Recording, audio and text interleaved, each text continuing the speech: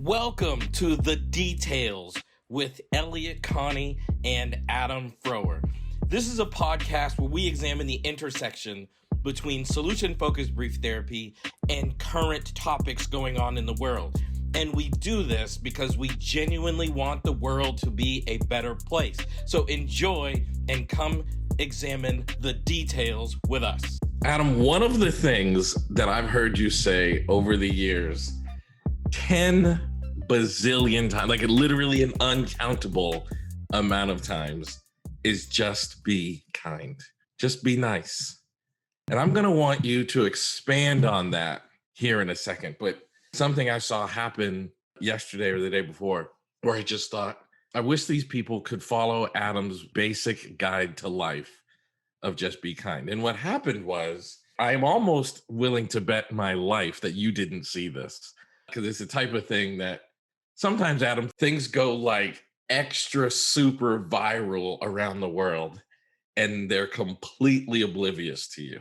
Not all the time, but sometimes. And this is one of the things I'm betting you didn't see a whole lot. What happened, Adam, was England made it all the way to the soccer European finals, of the football, as they would call it, finals. Did you see that? I did, yes. Oh, wow. Okay, so it's not totally off your radar. I am so caught up. I know that they lost due to penalty kicks. Oh my gosh. Do you know who they played? Let's see how far we can push this. Italy. They played Italy. Oh my gosh, Adam. Okay, so here's where we're at, right? So Italy plays England in the finals. It was the first time England was in the finals in since 1966.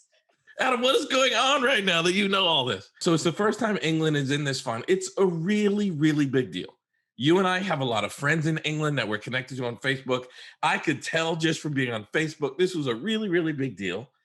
They lose on penalty kicks, and England has 3 black players, and at least one of them missed his penalty kick. And they were under so much racist attacks that the English Federation of Soccer had to come out and defend these athletes, asking the British people to stop being so racist. I thought to myself, how could you possibly turn missed penalty kicks into racist attack? What would lead to that? I just couldn't believe it. And I couldn't believe the degree to which it was happening. And the organization that these young men play for have to come out and put down the racist attacks, ask people to not do it. It literally made me think. So if I were a fan of British soccer and a white player missed a penalty kick, what would I have to do in my head to get to the point where I'm posting on social media racist attacks against the white player because he missed a penalty kick? How is that the go-to all of the time? And do people understand what that does to a human being when race is the thing that people are always attacking? I don't think people get it. I don't think people really truly understand what that does to a person. I'm at a loss for how that is always the go-to. But I find myself thinking, even in a situation like this, why is it so hard to just be nice? You're right. I think kindness is something that I think oftentimes we take for granted. We just assume that we're going to receive kindness.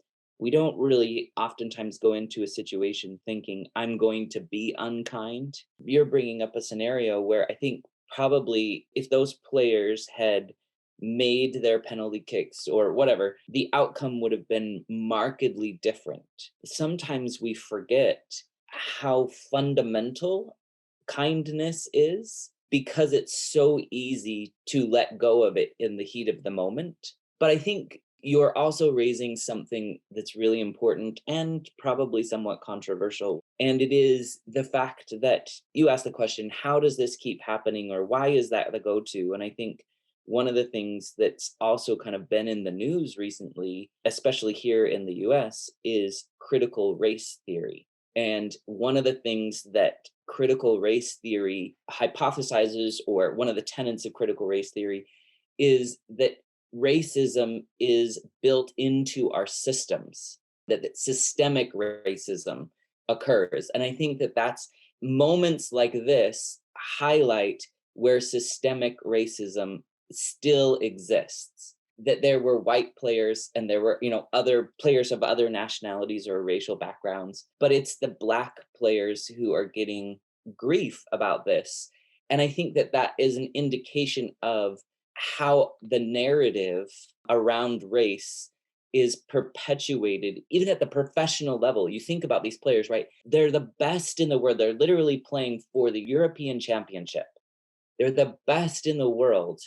And we still, when they make a mistake, we equate that mistake to race. And there are narratives from the beginning all the way up to that level that perpetuate, because we're talking about kindness, I'll say it this way, they perpetuate unkindness in the form of racism. And I think really where critical race theory comes into play here is that it's simply saying we need to recognize that there is a systemic nature to what's going on, and we need to systemically look at how do we fix this. So you can see that because it came in such a tidal wave, it's not just an isolated person or an isolated event. It's all of these people went to that place because there is a dominant narrative.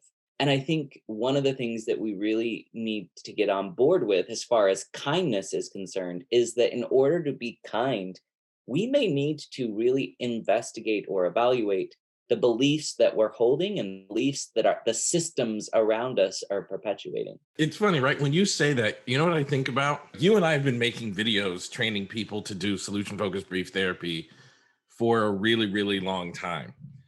And so we were about to release a video series, and it's something we had worked on. We had flown somewhere and recorded it in some hotel room, I remember. And we were both wearing white polo style shirts. And I remember we released it, like I remember hitting send and sending that video out into the world, and thousands of people were going to see it. And I couldn't wait for the responses, like people saying, I like this, and here's what I learned, and whatever. And I remember multiple people criticizing the clothing I was wearing, even though it was the exact same kind of clothing you were wearing, and no one ever said anything about you. And I remember thinking, like, what is going on? Why am I being picked on for the shirt I'm wearing when it's the exact same style of shirt that Adam was wearing?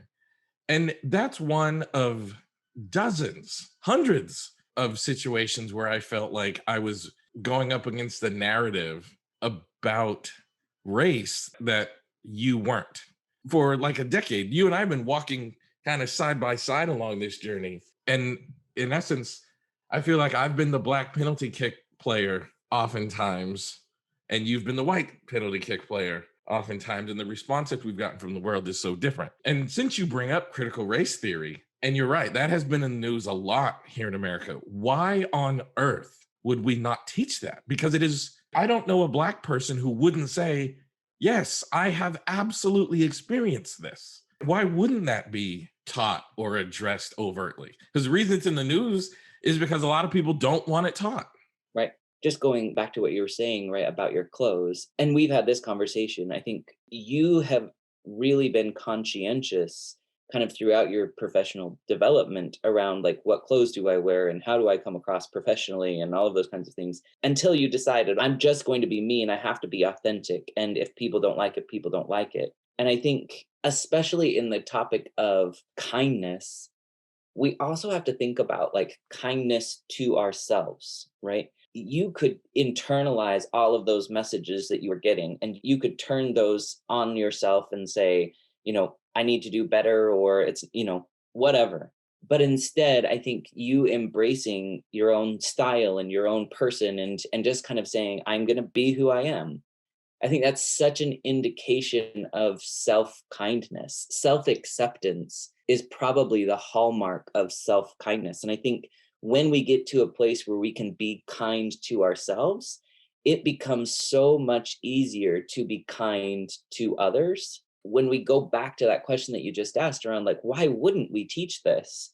I think oftentimes, again, because of that overarching narrative of we focus on difference, we denigrate people who aren't like us. And oftentimes, I think when we feel threatened, then fear stops us from being kind to ourselves and it stops us from being kind to other people.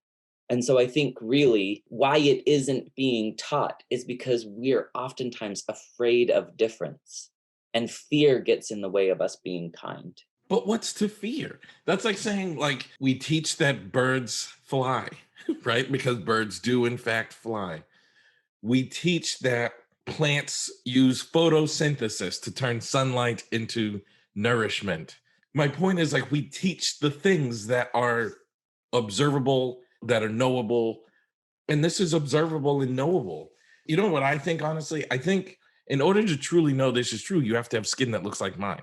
And this speaks to kindness too, right? So let me explain. I think people who have skin that look like mine, we would all say yes.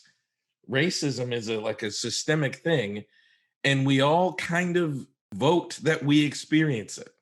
Like it's kind of a thing. If you have skin that does not look like mine, we spend a lot of time thinking, well, if I don't experience it, it must not be real. And I think part of kindness is listening to other people's realities. Like something may be true for a black man from inner city, wherever, that isn't as true from a white, affluent, suburban perspective. But that doesn't mean it doesn't have to be fixed. You know what I mean? Like, it doesn't mean that it does not have to be addressed. And I think we spend a lot of time being defensive instead of being kind. We spend a lot of time protecting our own perspectives instead of being kind. I think we spend a lot of time being selfish and self-centered instead of being kind, because I think at times kindness makes us vulnerable. I think at times kindness means doing something uncomfortable so that someone else can be more comfortable. You know, the last several years, I've certainly learned that's not when we're at our best. It would be amazing if we were. Like, it would be amazing if we took opportunities to make choices that would make someone else more comfortable in the way they lived their life and the way they got to experience the world. Yeah, I really like what you just said is sometimes in order to be kind, we have to make ourselves uncomfortable or at least be willing to be uncomfortable. And I think so often what prevents us from being kind is that we're trapped in our own selfishness. Right. I say this sometimes to my kids, right? When they get into an argument, it can be over the dumbest thing, right? They're both trying to sit in the same seat in the car. So it's a race to get to that seat, and then an argument ensues. And one of the things that I say all the time is if either one of you had chosen not to be selfish, the entire situation would have been different. And then the entire feeling that we would have in our car would be different. And I think that's a stupid, mundane example. But in some sense, as we live our lives, our own selfishness gets in the way of us saying, if I sit somewhere that I don't want to sit, I make it possible for them to sit where they want to sit, but simultaneously, I impact the entire environment around me. I think sometimes kindness is underutilized in changing systemic things that are going on. If a small portion of us would go out of our way to be kind and to make ourselves be uncomfortable for the benefit of somebody else, the environment around us would change. And so I think sometimes I guess we underestimate the power of kindness. Yeah, and I like kind of what I mean, I don't like it, but I like the way you worded it is we underestimate the power of kindness, which consequently leads us to underutilize the weapon that kindness could be. Because if you think about it, like your kids represent such a little microcosm of what would happen in society. Like if people would just focus on kindness instead of their own selfish needs and their own selfish worldview, we would be able to make this a better place for everyone. But we become so unkind so quickly. There was these black athletes that are being attacked in England, and Asians in America are experiencing like violent attacks. There was a story in the news of a woman punching a 6-year-old Asian boy in the throat while screaming racist words at him. And it's just like, what on earth would provoke you to do that? And I truly believe we live in an unkind society because we all need to stand up in kind of unison and say, like, we are not going to accept punching 6-year-old boys in the throat. We're not going to accept racially attacking people. And this is why I actually have no problem with cancel culture. Like, if you do things like that, We need to all say our society rejects this. So you lose your job. In a world of kindness, extreme acts of unkindness can't go unchecked. And I think when I see these things, it just breaks my heart. If you're listening to this podcast, if you're listening to this conversation, I would love it if today you intentionally did like one overt, deliberate, intentional act of kindness. Like, I want you to go out into the world and do something kind for someone who does not look like you, and just watch what it does in the world. Like, this might be the most important request that I could possibly make, but go out in the world and touch someone's life with kindness and touch someone who does not look the way you look. I think the other thing that I want to add to that is, we haven't really spent a lot of time in this format saying, like, interact with us, tell us about what's going on.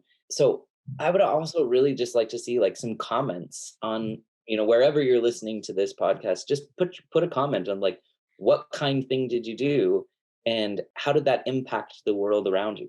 Yes, that means not only you're going to have to do an act of kindness and by our request for someone who does not look like you, it also means you're going to have to notice the impact that act makes on that person, the world around you, even yourself. And then Adam's right, like, leave a comment below about it because we would love to hear how you experience it. So look, as usual, thank you so much for listening to this episode. Also, as usual, this episode is brought to you by the Solution Focused Universe, which is the largest online training community dedicated to the solution focused approach and also dedicated to working with clients using this incredible way of working. And this episode is also brought to you by Solution Focus Notes, which is the only online electronic health record system that is dedicated to the unique needs of solution-focused professionals. And we are so honored to have their support backing our podcast. And we look forward to seeing you in the next episode.